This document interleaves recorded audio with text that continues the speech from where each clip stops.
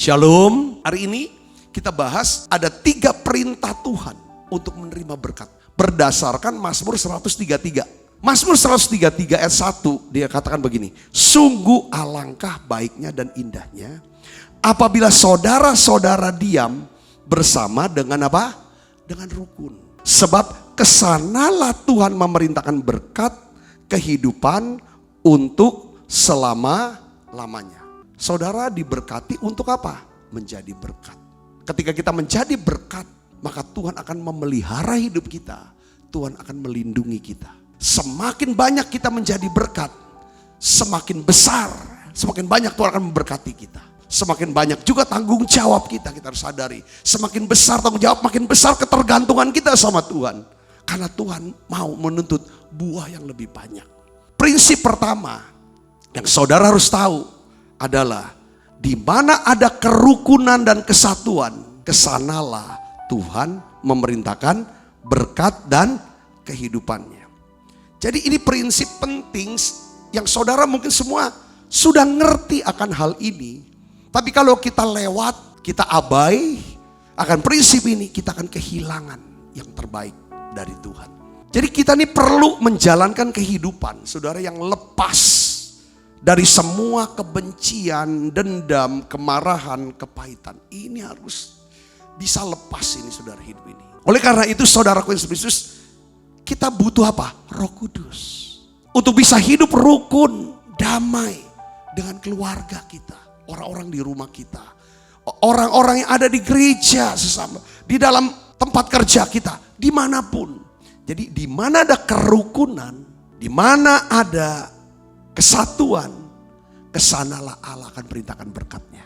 Efesus 4 ayat 30 coba kita lihat di sini saudara. Dan janganlah kamu mendukakan Roh Kudus Allah yang telah memeteraikan kamu menjelang apa? Hari penyelamatan. Segala kepahitan, kegeraman, kemarahan, pertikaian, fitnah hendaklah dibuang dari antara kamu. Demikian pula segala apa? Kejahatan. Tetapi hendaklah kamu ramah seorang terhadap yang lain. Penuh kasih mesra dan saling mengampuni. Sebagaimana Allah di dalam Kristus telah mengampuni kamu. Kata kuncinya adalah janganlah kamu mendukakan apa? Roh Kudus Allah. Yang telah memeteraikan kamu menjelang hari penyelamatan. Kapan kita tahu Roh Kudus berduka? Pada waktu kita kehilangan sukacita. Pada waktu saudara ngalami ya kan kehilangan sukacita, pada saat itulah sebenarnya hati kita sudah tidak ada atau hilangnya kasih. Hilangnya kasih karena ada apa? Kepahitan, kegeraman, kemarahan, pertikaian, fitnah dan segala kejahatan. Nah, oleh karena itu saudaraku yang Kristus, blessing, berkat dari Tuhan itu bukan soal kenapa Tuhan tidak jawab doa saya. Itu kita harus siapkan salurannya untuk Tuhan bisa alirkan berkat dalam hidup kita. Salurannya itu namanya dari hati kita ada sukacita karena Roh Kudus. Yang ngerti katakan amin saudara. Sukacita Roh Kudus karena ada apa? Karena kita ada damai. Damai dengan diri sendiri, damai dengan orang lain. Dan mau hidup rukun bersama dan mau satu. Ya sepakat untuk hal-hal yang baik. Jadi sini bahwa kalau kita bisa jalani hidup lepas dari semua kepahitan. Berusaha untuk hidup damai, rukun dengan semua orang. Hindarilah pertengkaran saudara.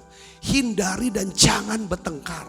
Entah sama istri, entah apalagi sama orang tua, apalagi sama pendetanya, sesama hamba Tuhan. Di mana ada kerukunan dan kesatuan, di sanalah Tuhan akan memerintahkan berkat dan kehidupan. Ini harus ada saudaraku. Karena iblis itu berusaha, bukan berkat yang kita terima, tapi kita hidup dalam kutuk iblis. Makanya iblis selalu membuat hati kita ini panas terus, benci terus. Ini yang harus tahu. Iblis berusaha untuk kita selalu mendukakan Roh Kudus. Kita harus tahu strategi iblis ini saudaraku. Bahwa berkat dan di mana ada damai, ada kerukunan, ada kesatuan, kesanalah Allah akan beritakan berkatnya.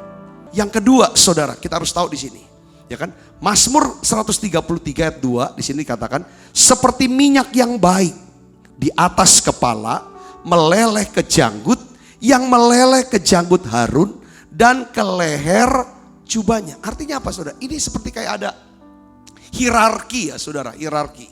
Yang artinya di sini gini, di mana ada iman dan rasa hormat, kesanalah Tuhan akan memerintahkan berkat dan kehidupan.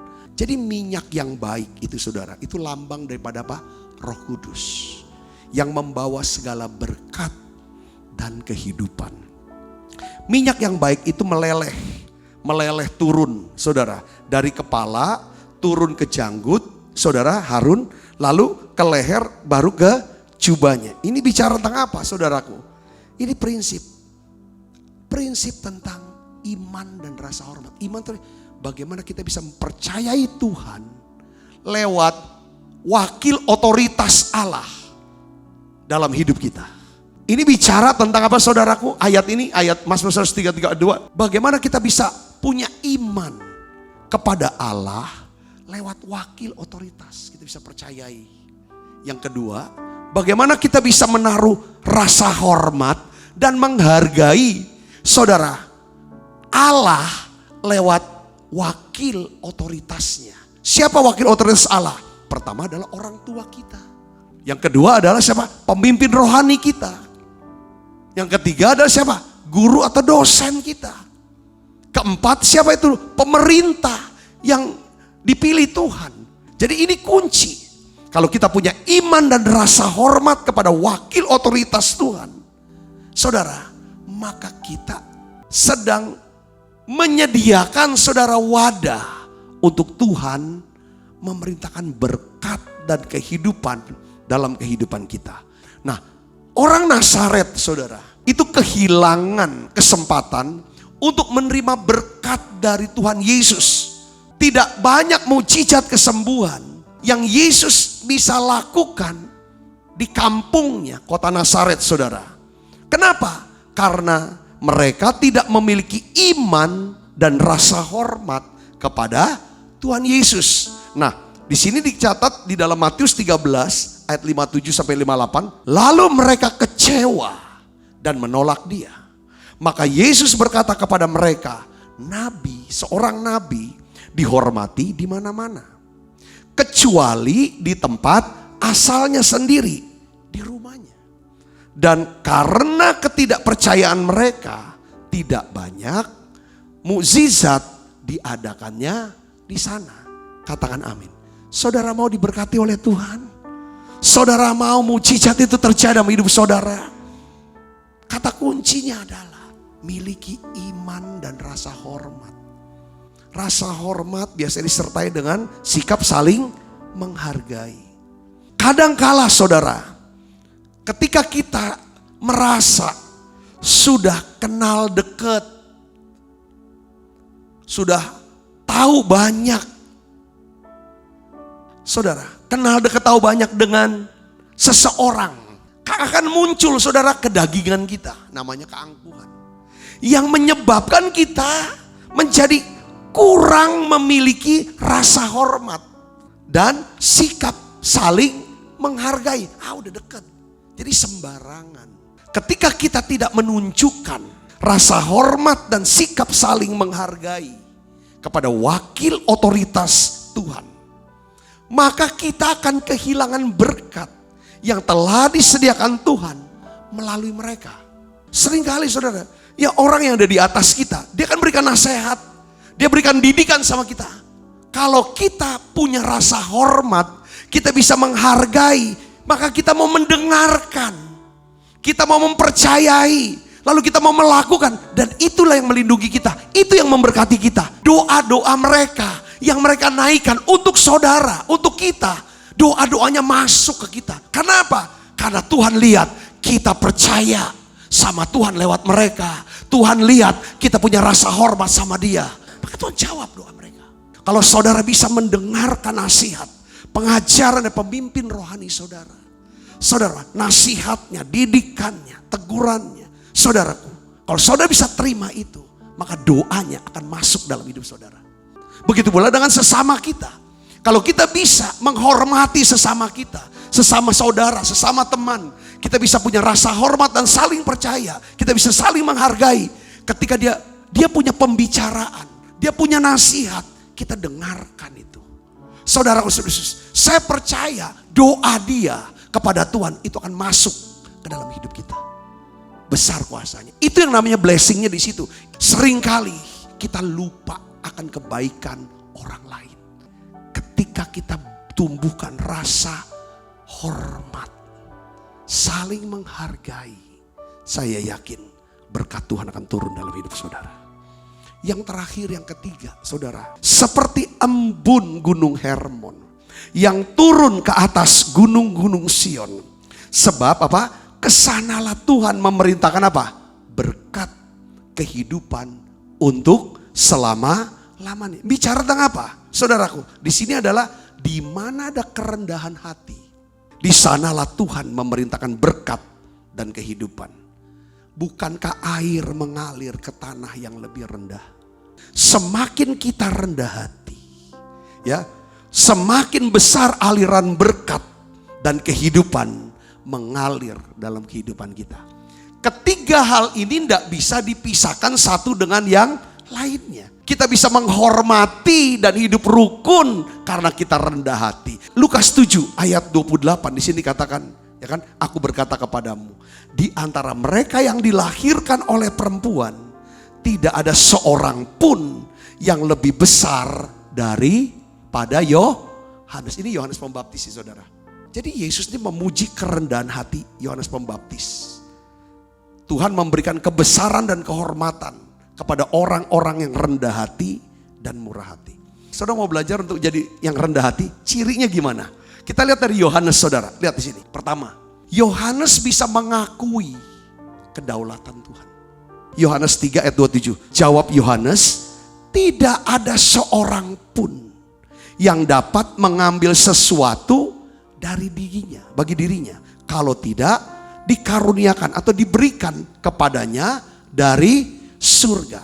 Maksudnya gini, Tuhan itulah sumber dan penentu jatah berkat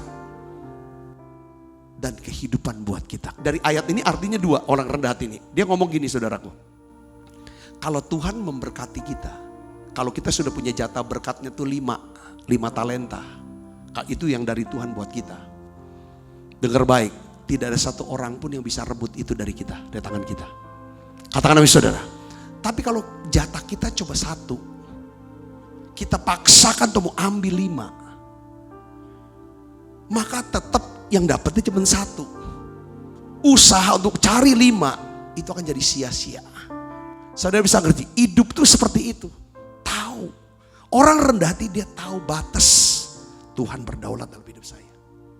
Setiap keputusan yang Tuhan buat dalam hidup dia, dia berkata, apapun yang terjadi dalam hidupku, aku mau berkata, Tuhan Yesus baik. Itu orang rendah hati. Yang kedua, kita lihat di sini. Yohanes, dia berkata begini, saudara. Ia harus makin besar, aku harus makin kecil.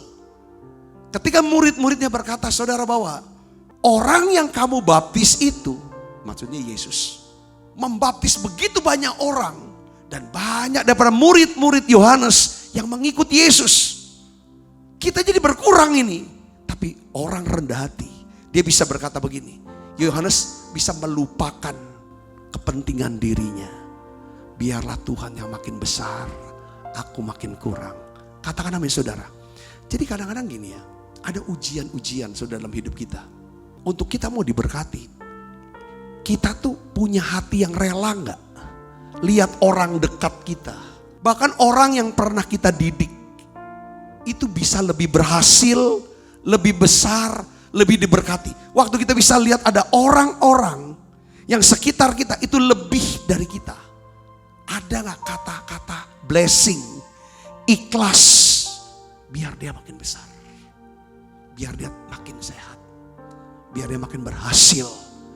Kalau ini ada sikap ini, saudara, saya yakin saudara, saya, kita sama-sama menjadi orang yang sangat diberkati oleh Tuhan. Ini rendah hati. Kadang-kadang kita tuh gak terima kalau lawan kita tuh lebih dari kita. Ini harus bisa juga lepaskan blessing. Ini aplikasinya ke sana kalau menurut saya. Prinsip yang ketiga, saudara. Yohanes mengerti identitas dan panggilan hidupnya. Itu yang ketiga, dia ngerti. Bahasa sehari-harinya tahu diri. Dia berkata gini, saudara, kamu sendiri dapat memberi kesaksian bahwa aku telah berkata, aku bukan Mesias, tetapi aku diutus untuk mendahului Dia yang adalah Mesias. Yang Mesias itu ya Yesus. Aku tuh diutus hanya membuka jalan. Jadi tahu diri. Tahu diri ini saya siapa. Kita ini siapa. Kalau sama orang kita harus tahu diri. Kalau ini bisa, maka ada punya rasa hormat. Ini namanya rendah hati. Rendah hati itu bisa tahu diri kita. Enggak sembarangan, enggak serampangan, enggak nganggep gampang. Tapi kalau orang sombong, dia tidak tahu diri. Kadang lupa diri. Saudara, kesombongan dan sifat egois ini merupakan penghalang. Ya kan? Bagi kita menjadi berkat bagi orang lain. Apa alasan Tuhan harus memberkati kita? Tuhan memberkati supaya kita bisa jadi berkat. Katakan amin, saudaraku. Waktu kita jadi berkat, Tuhan akan memelihara kita dan melindungi kita. Semakin kita menjadi berkat, makin besar kita jadi berkat, makin banyak lagi berkat yang Tuhan akan berikan buat setiap kita. Nah sekarang poinnya, supaya Tuhan bisa, supaya berkat ini bisa ngalir, adalah apa? Rukun, punya rasa hormat, rendah hati.